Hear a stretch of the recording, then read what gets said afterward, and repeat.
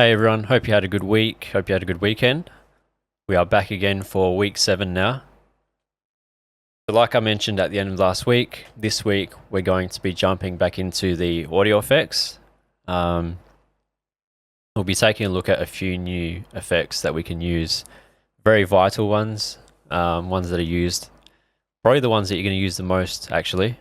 So I hope you enjoyed week 6 with the FX and fills, and hopefully you got through that okay. Yeah, we're going to kick things off here by jumping into 2 very vital audio effects, and then I'll cover another 3 fun ones that you can use later on as well.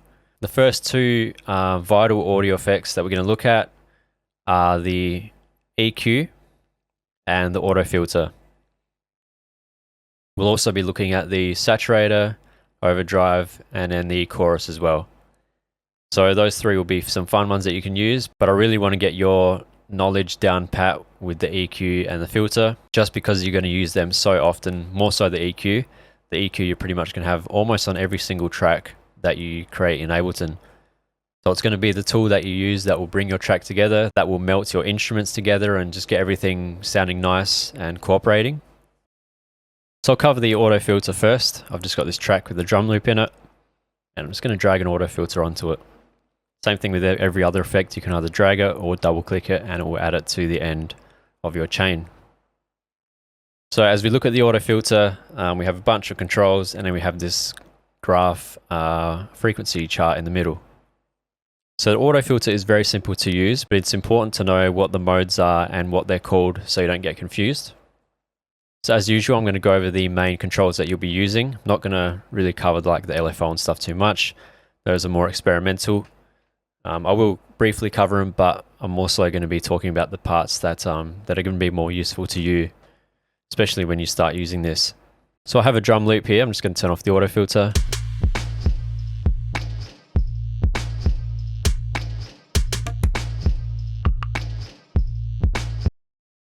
Now I'm going to put this back on.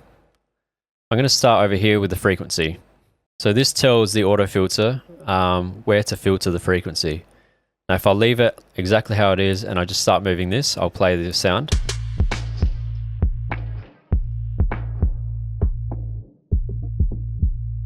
You can hear that I'm filtering out all of this top end.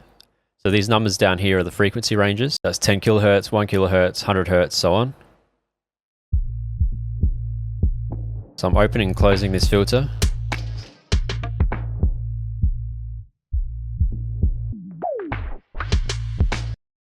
Okay, so that adjusts where the filter is going to cut off. Again, this will probably be the one that you use the most. Next one down here, we have resonance. So resonance essentially adds a little peak to wherever the cutoff is. So if I push up the resonance here and move the filter down, you can hear that it sounds a lot more like a typical auto filter, especially if you're DJing. If you are a DJ, you'd probably be very well aware of what this effect is. And to get that typical filter sound, you bump up the resonance, and then you get that tone as it moves up and down the frequency range. Just be careful of pushing this because you are adding frequencies, so it's going to affect the volume, it's going to affect your mix overall. Okay, over here we have LFO tools, so we can add some shape and some modulation to the filter itself. Like I said, I wasn't going to cover these too much, but just to show you quickly. You can see that I put on 16th notes and cranked up the amount. Much like the auto pan, very similar to that. And then we can change the phase, the offset. So you can see it works very similar way to the auto pan, except it's only affecting obviously the filter or the processed filter signal.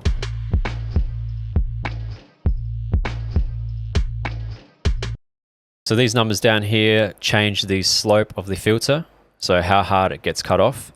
I change it to 12, it's less dramatic. Change it to 24, it's more dramatic.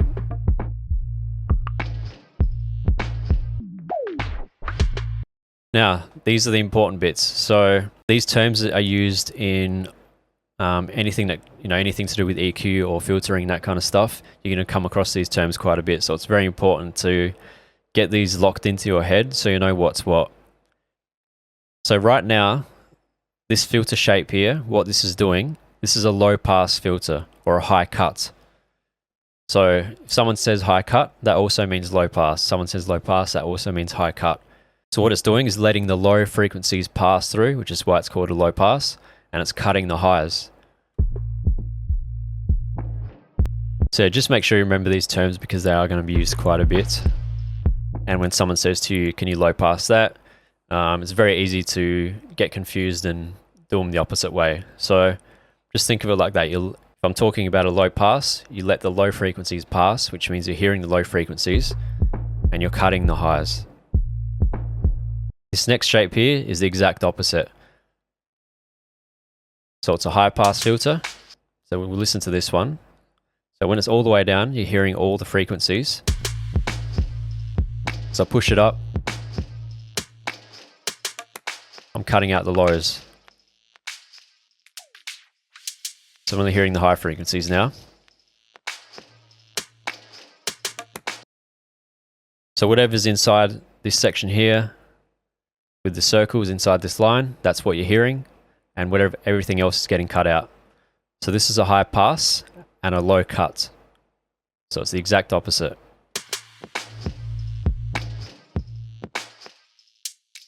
Yeah, those are the two main ones I want you to really remember, is the low pass and high pass, and not to get those confused. So just think of when you say pass, you're hearing those frequencies. So low pass, you're hearing the lows. High pass, you're hearing the highs.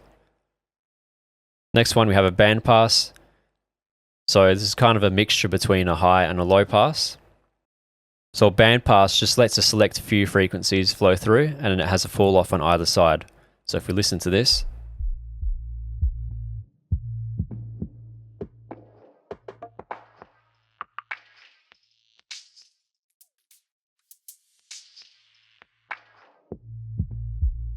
so it's acting kind of like a high pass and a low pass put together.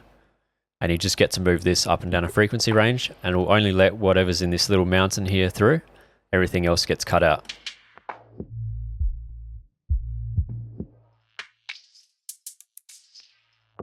Next we have a notch. So a notch is essentially almost the opposite of a band pass.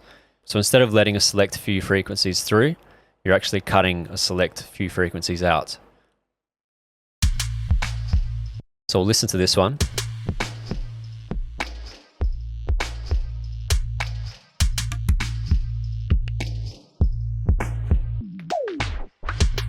So it's giving you the opposite effect of the band pass. It can give you quite a cool effect as well. I mean, if you can also use it if you have a problem area with the frequencies, you can just cut it out very easily.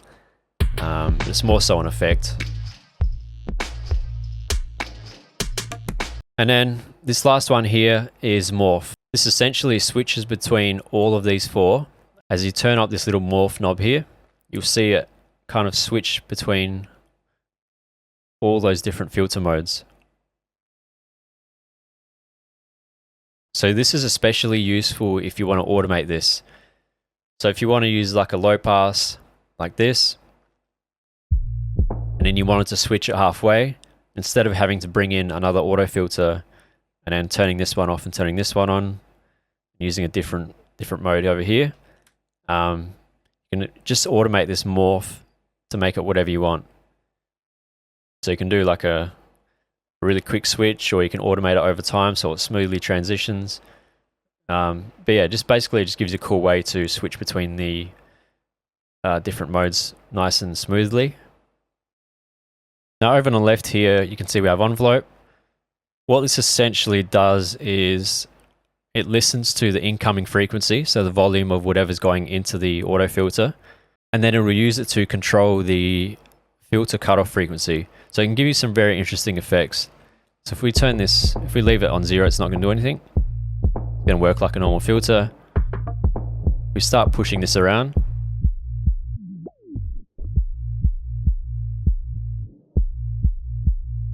So now we're getting that kick really strong, and everything else is really filtered out. As I push this back up,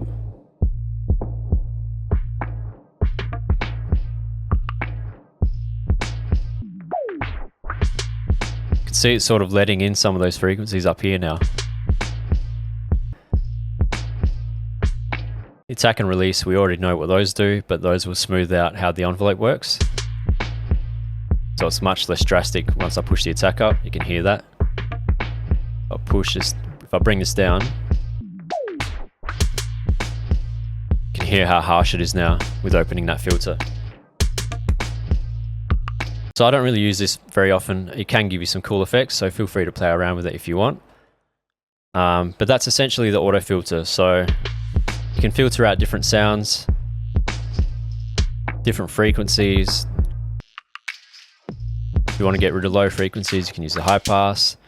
Just be sure to remember the low pass, high pass. The band pass and notch aren't as common, but it's just very important to know what the difference between these two here.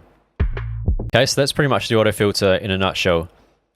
Now, where this really comes alive is when you start using it in the arrangement and you start automating all these things. And then you can use that to really tie in some sounds to your track, which we are going to do eventually as well. Okay, so I'm going to move on now. That was the auto filter.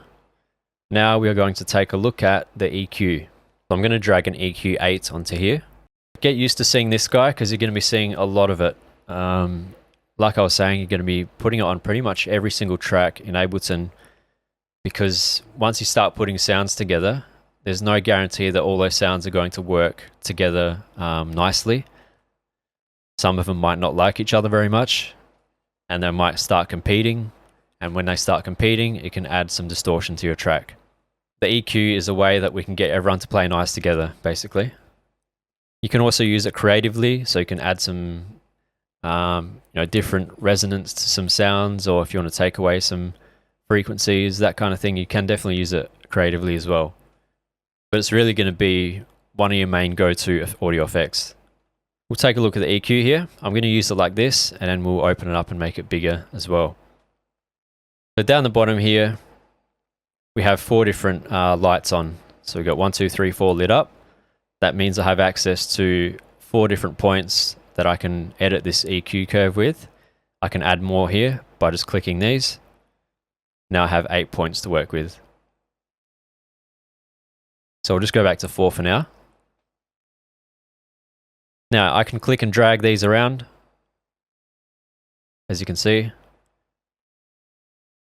So what we're looking at here, again, like the auto filter, is a frequency range. So you can see the numbers at the bottom, and then the numbers on the side here are the decibels. So here we're at -12 and here we're at +12. So as I move these around, and I'll play this sound.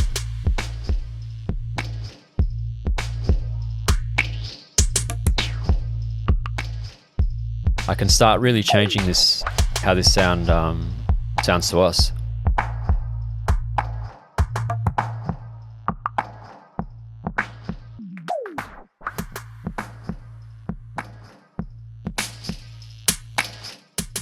Sorry if I'm piercing your ears with that high end as well.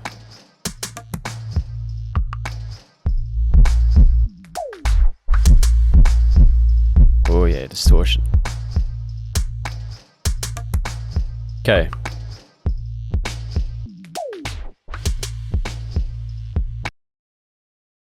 So when we play the sound, you can see in the back here we have that grey waveform. These are the frequencies of whatever sound I'm listening to. So whatever you put the EQ on, you see this grey waveform at the back. That's exactly what's happening with that sound and where those frequencies are playing. And then as you move these dots around, you can affect those frequencies and add and remove volume from them, essentially. So above the numbers at the bottom here, we have the different modes that these can work with, that these dots can work with. So at the moment, you can see this, it's like 2 lines that go into one. This is a low shelf. So everything before this frequency range will just be more or less a flat line, and then it will shelf up. It will kind of notch up to the next dot. So I'll just move these across. Let's just work with 2 for now, actually. So if I make this sorry, you can't see that's cut off at the bottom of the screen there, but I'll make it a high shelf. See, it kind of looks like a staircase now, or shelves. And you can see that the line is the opposite of this one, so that means it's a high shelf. That's the diagram from low shelf, and when you have the one line going to two lines, that's the high shelf. You can move these around. So you have the low cut here. We saw this with the auto filter. So you can use the EQ exactly like an auto filter if you want. I mean, you could just put on a couple of dots, have one cut off wherever you want it, and to however you want it. You can have a high cut or low cut. You can make this the opposite, make it a band pass, and you can automate these as well. A little bit more complicated way. The auto filter is definitely much quicker if you want this kind of effect, but I'm just showing you that it is possible in the EQ as well. So this little guy here, it's like a little odd shaped circle, which is the next one down. This is a bell filter. This will kind of just add a little peak, or you can take away a little peak very easily, and it will just do it to a selected frequency range. It's not going to affect the whole thing like a shelf. So you can really get fine tuning with a bell. And then we have, sorry, it's just cut off by the screen there, but you'll see once I click it, we have a notch again.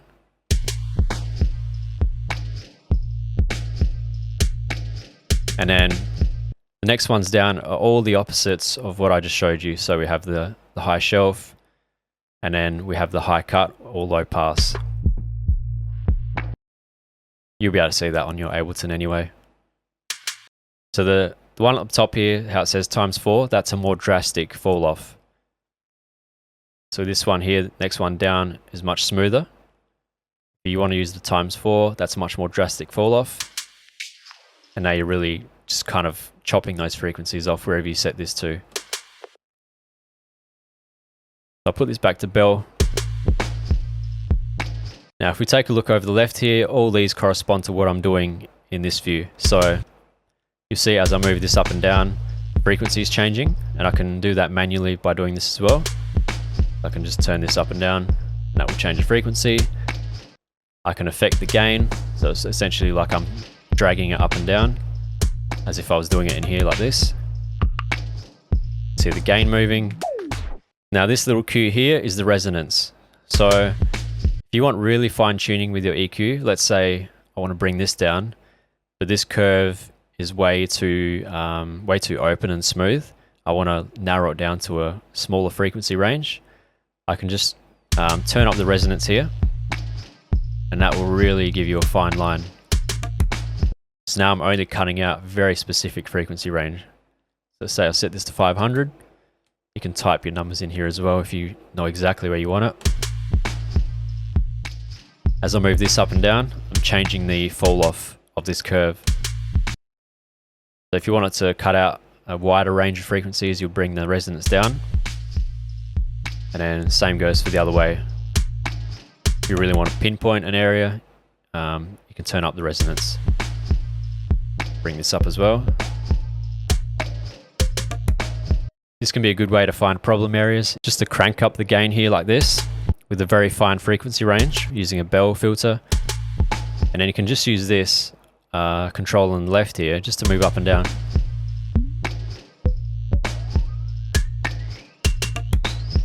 Let's say you found a frequency that you really disliked, you could just move to it. Say that was way too harsh, and then you can just bring it down. Cool, so that's essentially this section of the EQ. These over here, don't worry about too much just yet. That's kind of really fine tuning EQ where you can actually affect, at the moment we're in stereo, so we're affecting all aspects of the sound. If we switch this, we can make it so that we only affect the left and right. So if we want to affect the left differently to the right, we can do that with this EQ. So in my right ear now, you should be able to hear this if you're on headphones or have good speakers. I'm only affecting the right, but I'm pushing up the frequencies up the top end. So you should hear that on your right ear, it's much brighter. If I switch this back to left, now I've got heavy bass on the left ear. Cool, so you can get really fine tuning with this. Same with mid side. So we got left and right, and then we got mid-side. We're going to get into this when we do mixing and stuff, but for now, let's just work with stereo. Down here, we can scale how much these filters are actually affecting the sound. You can see the curve change as I move this. And then this is just the final output gain here.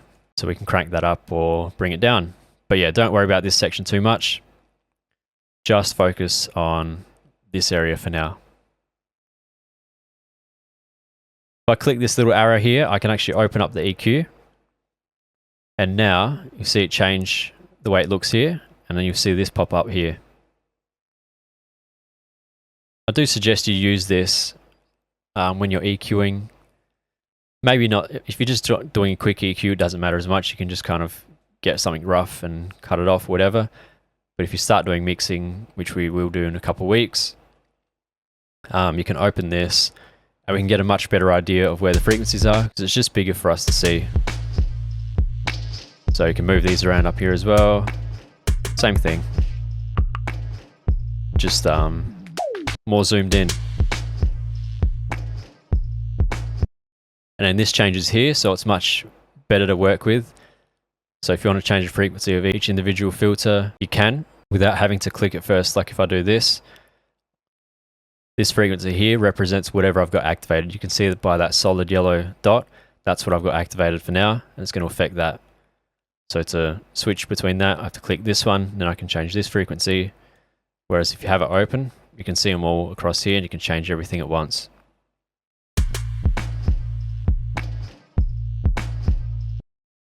Okay, so that was the EQ. So this affects the frequencies of the sound. Like I was saying, once you have multiple sounds together, they're not all going to cooperate and be friends. If you have a kick, especially if you have a kick and a bass, and let's say a sub bass underneath that, they're all in the same frequency range and they're all going to compete with each other. Using the EQ, you can alleviate those problems. And you can also use this creatively. So if you have a sound that's too dull or something like that, you can just put a high shelf and you can just, you know, turn it up a little bit. But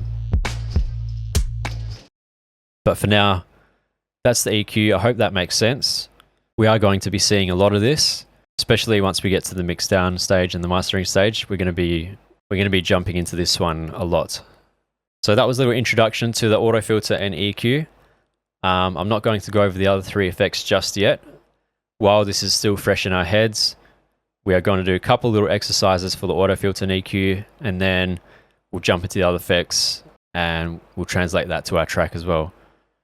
So that was it for this first video. We'll come back in the next video with our exercises, so get those files downloaded and ready to go, and I'll see you then.